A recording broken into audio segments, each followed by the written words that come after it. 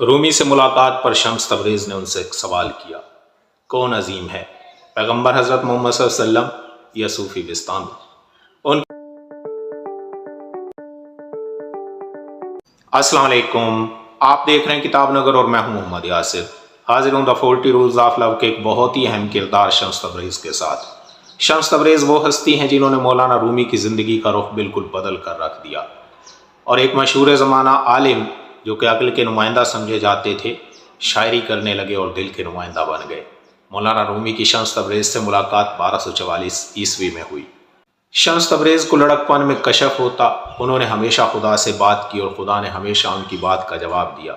کبھی وہ کسی سرگوشی کی مانند ہلکے پھلکے ہو کر 7ویں آسمان پر جا پہنچتے اور پھر مٹی کی مہک میں جذب ہو کر زمین کے گہرے ترین گڑھوں میں پاتال میں جا اترتے، کسی عظیم برگد یا اخروٹ کے درختوں تلے دفن پتھر کی مانند، جہاں کئی روز تک وہ کچھ کھائے پیے بنا زندہ رہتے۔ ان کے کشف کو سب سے پہلے غلط ان کے والد نے سمجھا۔ وہ اپنے والد سے کہتے، بابا میں آپ کے دوسرے بچوں سے مختلف ہوں، مجھے بطخ کا وہ بچہ سمجھیں جسے مرغیوں نے پروان چڑھایا ہو، میں کوئی پالتو پرندہ نہیں ہوں جس کا نصیب مرغیوں کے ساتھ زندگی گزار دینا ہو۔ وہ پانی جو آپ کو دہشت زدہ کرتا ہے مجھے نئے سرے سے زندگی دیتا ہے۔ میں تیر سکتا ہوں اور تیروں گا، اگر آپ میرے ساتھ ہیں تو میرے ساتھ سمندر کی طرف چلیں، اور اگر نہیں تو میرے معاملے میں دخل اندازی چھوڑ دیں اور واپس مرغیوں کے ڈربے میں چلے جائیں۔ شمس تبریز نے خدا سے دعا کی، اے خدا، تا عمر میں نے دنیا جہاں کا سفر کیا، میں نے ہر شخص کو ایک کھلی کتاب کی مانند کسی چلتے پھرتے قرآن کی صورت دیکھا۔ میں علماء کے مرمری ممبروں سے ہمیشہ دور رہا اور بے خانمہ خراب در بدر لوگوں کے ساتھ وقت گزارنے کو ترجیح دی۔ اب میرے صبر کا پیمانہ لبریز ہو رہا ہے، میری مدد فرما تاکہ میں اپنا علم کسی شخص کو منتقل کر سکوں، پھر تو میرے ساتھ جو چاہے کر سکتا ہے۔ اس دعا کے بعد انہیں بغداد کی طرف سفر کا حکم ملا۔ شمس تبریز کے حلیے کی بات کی جائے تو سیاہ لباس میں ملبوس ایک دبلا پتلا اور لاغر شخص تھا جس کی عمر کا اندازہ لگانا مشکل تھا۔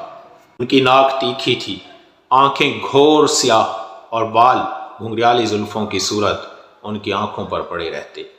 ایک لمبی ٹوپی والی چادر اوڑھے رکھتے، لباس اونی اور جوتے بھیڑ کی کھال کے ہوتے۔ ان کی گردن میں کئی طرح کے تعویذ لٹکے ہوتے اور ہاتھ میں لکڑی کا ایک کشکول ہوتا۔ اس قسم کا کشکول درویش گدا اپنی ذات کے زوم پر غالب آنے کے لیے تھامتے ہیں تاکہ معاشرتی رویے ان پر زیادہ اثر انداز نہ ہوں۔ ان کی آنکھوں اور حرکتوں سے ظاہر ہوتا کہ وہ دوسروں سے مختلف ہیں۔ ان کی نظریں دوسروں کو چھیدتی ہوئی محسوس ہوتی، ان کی ذہنی اور جسمانی قوتیں شعاؤں کی صورت ان سے خارج ہوتی رہتی۔ سختی سے منظم زندگی سے گریز کرتے اور معمول کا پابند ہونا انہیں بیزار کر دیتا۔ وہ کسی تنہا پرندے کی طرح پرواز کے عادی، سرکش اور آزاد تھے، لیکن خلوت نشینی سے زیادہ وہ اپنے رفیق کی تلاش میں رہتے۔ وہ دوسرے درویشوں کی نسبت بہت جلد سیکھ جاتے تھے، ان میں حیرت انگیز تجسس تھا اور وہ فطرت کا بہت گہرائی سے مشاہدہ کرتے تھے۔ وہ لکڑی کے جالوں کے تناسب اور رات کو کھلنے والے پھول پر شبنم کے جھلملاتے قطروں کی تحقیق کرتے۔ رات الارض، پودے اور جانور انہیں کتابوں اور مسودوں سے زیادہ اثر انگیز لگتے۔ وہ بہت بے باک اور تیز فہم تھے، ترش روی کی حد تک صاف گو۔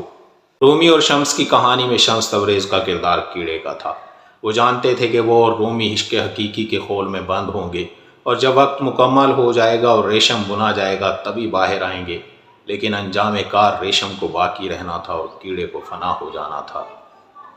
شمس تبریز سمجھتے تھے کہ نفس کی سرکشی کو ختم کرنے کے لیے لوگوں کے سخت برتاؤ کا سامنا کرنا پڑتا ہے۔ انہوں نے بہت سخت وقت گزارا، حتیٰ کہ انہیں 1001 دن تک مجاہدہ کرنا پڑا۔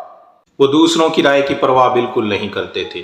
نومرید کی بڑے بازار میں شراب پینے پر انکار پر انہوں نے کہا، جو دوسروں کی تنقید کی پرواہ کرتے ہیں وہ تنقید سے چھٹکارا کبھی حاصل نہیں کر پاتے۔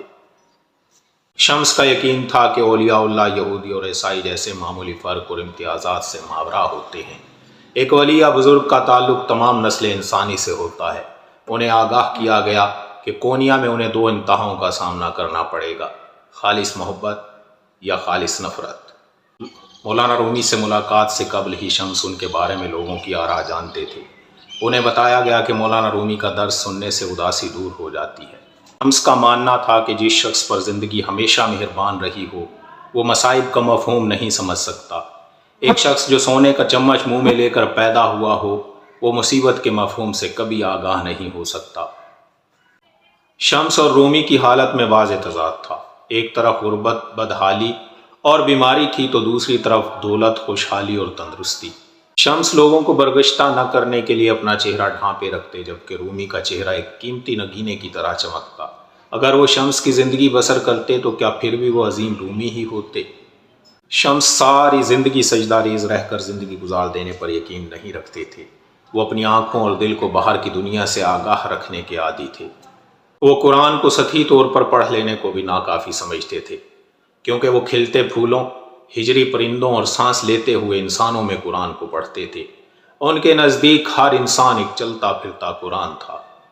شمس کا کہنا تھا کہ رومی کے الفاظ خضرو باغوں کی طرح ہو سکتے ہیں، گوکھروں، جڑی بوٹیوں، جھاڑیوں اور سفیدوں سے بھرے ہوئے، لیکن یہ سننے والے پر منحصر ہے کہ وہ ان سے کیا لیتا ہے۔ خوبصورت پھول فوراً چن لیے جاتے ہیں اور خاردار پودے چھوڑ دیے جاتے ہیں، حالانکہ اکثر ادویات خاردار پودوں ہی سے تیار ہوتی ہیں۔ رومی سے ملاقات پر شمس تبریز نے ان سے ایک سوال کیا، کون عظیم ہے، پیغمبر حضرت محمد صلی اللہ علیہ وسلم یا صوفی بستانی؟ ان کے برہم ہونے پر انہوں نے کہا، غور کیجئے گا اس بات پر۔ حضرت محمد صلی اللہ علیہ وسلم نے فرمایا، اے خدا مجھے معاف فرما دے، میں تجھے ویسا نہیں جان پایا جیسا کہ جاننا چاہیے تھا۔ اور بستامی نے کہا، تعریف ہے میرے لیے کہ میں خدا کو اپنی چادر تلے رکھتا ہوں۔ اگر ایک خود کو خدا کے مقابلے میں اتنا حقیر سمجھتا ہے اور دوسرا خدا کو اپنے اندر رکھنے کا دعویٰ کرتا ہے تو عظیم کون ہے؟ شمس تبریز کا کہنا تھا کہ ضمیر کے کرب سے بدتر کوئی جہنم نہیں ہو سکتا۔ اس شخص سے پوچھو جو اپنے اندر کہیں گہرائی میں محسوس کرتا ہے کہ اس نے کچھ غلط کیا ہے، بہت ہی غلط، اس سے پوچھو، وہ تمہیں بتائے گا کہ جہنم کیا ہے۔ کیا اس روحانی مسرت سے بہتر کوئی جنت ہے جو کسی شخص پر زندگی کے ان نایاب لمحوں میں اترتی ہے جب کائنات کے دروازے کھل جاتے ہیں اور وہ خود کو ابدیت کے تمام رازوں کا مالک اور اللہ سے جڑا ہوا محسوس کرتا ہے؟ اس سے پوچھو، وہ تمہیں بتائے گا کہ جنت کیا ہے۔ شمس تبریز کا ماننا تھا کہ شیطان انسان کے اندر ہوتا ہے، باہر نہیں، کیونکہ انسان احسن الخالقین بھی ہے اور اسفل السافلین بھی۔ اگر شیطان انسان کے باہر کی کوئی چیز ہے تو انسان اپنے اعمال کے جواب سے مبرہ ہو جاتا ہے۔ ایک منتظم مدرسہ سے گفتگو کرتے ہوئے کہا کہ صوفی دوسروں پر رائے زنی کرنے کی بجائے اپنے باطن پر توجہ مرکوز کرتا ہے، کیونکہ دوسروں پر رائے زنی کرنے والا ہمیشہ غلطی پر ہوتا ہے۔ آج کل کے شیوخ کے سروں کے بدلے میں خدا کے سچے عاشق کے پرانے جوتوں کی دھول بھی نہ دوں۔ پردوں کے پیچھے سائے کی صورت کرتب دکھانے والے بھی ان سے بہتر ہیں، کیونکہ وہ کم از کم یہ تو تسلیم کرتے ہیں کہ وہ جو کچھ دکھاتے ہیں وہ فریب نظر ہے۔ صوفی اور عالم ذہن و دل کے درمیان نزاع ہے،